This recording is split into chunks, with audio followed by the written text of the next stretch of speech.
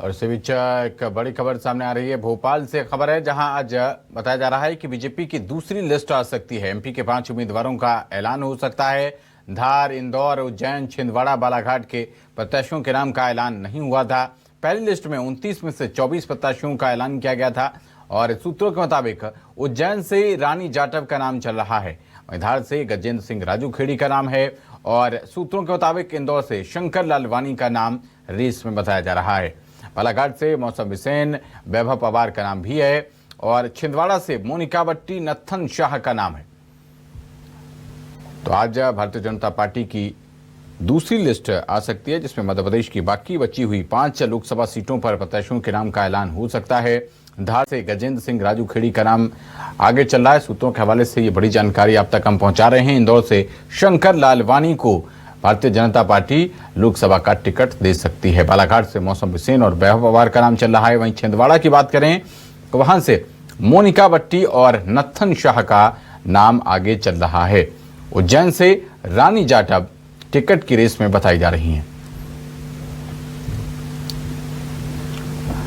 Bharatiya Janata party की आज दूसरी लिस्ट आ सकती है और माना जा रहा है कि इनमें मध्य प्रदेश की जो बाकी बची हुई 5 लोकसभा सीटों के प्रत्याशी हैं, उनके नामों का ऐलान आज हो सकता है।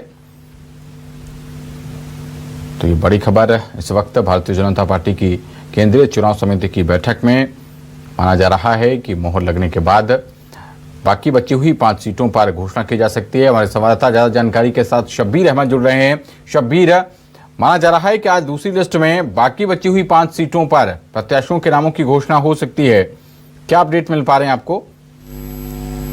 बिल्कुल पवन, बात की जाए तो कल ही कयास लगाए जा रहे थे कि कल ही ऐलान कर दिया जाएगा, लेकिन कल बीजेपी की जगह कांग्रेस की आई। लेकिन आज की बात की जाए तो आज कयास लगाए जा रहे हैं और जो हमारे सोर्सेस बता रहे हैं कि आज बीजेपी की लिस्ट शाम तक के आ सकती है। और करीब 100 नामों पर मंथन किया गया था बीजेपी की केंद्रीय चुनाव समिति की जब बैठक हुई थी, और मध्य प्रदेश के 5 नामों पर भी जो सहमति पहली लिस्ट में नहीं बन पाई थी, वो बताया जा रहा है कि दूसरी लिस्ट में बन चुकी है। चाहे हम धार की बात करें, इंदौर की बात करें या फिर उज्जैन की बात करें, छिंदवाड़ा की बात करें या बालाघाट की बात करें, इन नामों पर नेताओं के बीच में थोड़ी सी सहमति नहीं बन पा रही थी, जिसके बाद उसको होल्ड किया गया था। लेकिन मध्य प्रदेश कोर कमेटी की बैठक हुई और कोर कमेटी की बैठक के बाद जब सीईसी में नाम भेजे गए तो बताया जा रहा है, जो हमारे सोर्सेज बता रहे हैं कि रानी जाटव उज्जैन से हो सकते हैं। ये संघ के करीबी है, उनके परिवार की बहू है, उनका नाम सामने आ रहा है। इसके अलावा गजेंद्र सिंह राजूखेड़ी, ये काफी दिलचस्प नाम है, क्योंकि बीजेपी की तरफ से अभी तक हम लिस्ट में देखेंगे तो किसी भी ऐसे नेता को टिकट नहीं दिया गया है मध्य प्रदेश से जो कांग्रेस से बीजेपी में आए हैं। लेकिन पवन, ये गजेंद्र सिंह राजूखेड़ी हम सबको पता है कि 2 से 3 दिन पहले ही कांग्रेस से बीजेपी में आए हैं। पूर्व सांसद हैं, 3 बार के सांसद हैं और बीजेपी इनके ऊपर दांव लगा सकती है। इसके अलावा इंदौर से शंकर लालवानी का ये माना जा रहा था कि उनका नाम पवन कट चुका है, लेकिन जो बताया जा रहा है कि सीएए को का सबसे ज्यादा अगर किसी को लाभ मिल रहा है पवन, तो वो मिल रहा है सिंधी समाज को ही। और सिंधी समाज को अगर लाभ मिल रहा है तो उसको अगर टिकट कटता तो गलत मैसेज जाता, ये बीजेपी के नेताओं का मानना था। और ये कह सकते हैं कि पवन, उसका फायदा शंकर लालवानी को मिलता हुआ नजर आया, क्योंकि शंकर लालवानी वाली सीट पर यानी इंदौर की सीट बीजेपी का गढ़ पवन मानी जाती है।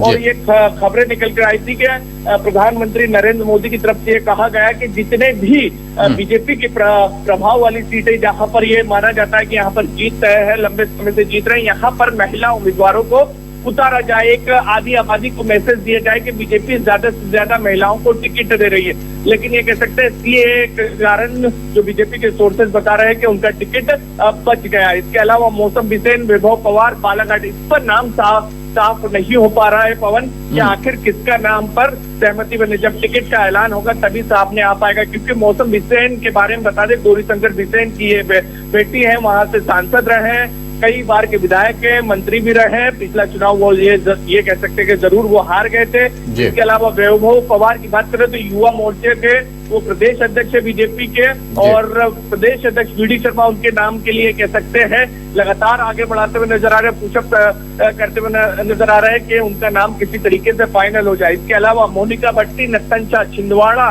कमलनाथ का गढ़ जो एकमात्र सीट थी जो बीजेपी पिछली बार जीती नहीं थी, लेकिन यहाँ के नामों की बात करें तो बंटी साहू से लेकर मोनिका भट्टी, नत्थनचा, कई लोगों के नाम सामने आ पा रहे हैं। लेकिन जो बीजेपी के कई नेताओं से जब हमारी बातचीत होती है तो उनकी तरफ से कहा जाता है कि किसी बड़े नेता को भी उतारा जा सकता है, यानी ये चौंकाने वाले के नाम भी यहाँ पर आ सकता है। स्थानीय उम्मीदवारों को तो हम सब जिक्र कर रहे हैं जो लगातार चल भी रहे हैं, चाहे मोनिका भट्टी की बात करें, नत्थनचा की बात करें, बंटी साहू की बात करें, जो पिछला चुनाव भी, विधानसभा चुनाव भी लड़ चुके हैं कमलनाथ के सामने। लेकिन जो चीजें निकलकर सामने आ रही है कि बीजेपी वहां पर बड़ा कैंडिडेट भी उतार सकती है। अब कौन उतारेगी ये लिस्ट सामने आएगी तभी सब कुछ साफ हो पाएगा। पवन, ठीक है शबीर, बहुत शुक्रिया आपका इस अहम जानकारी के लिए।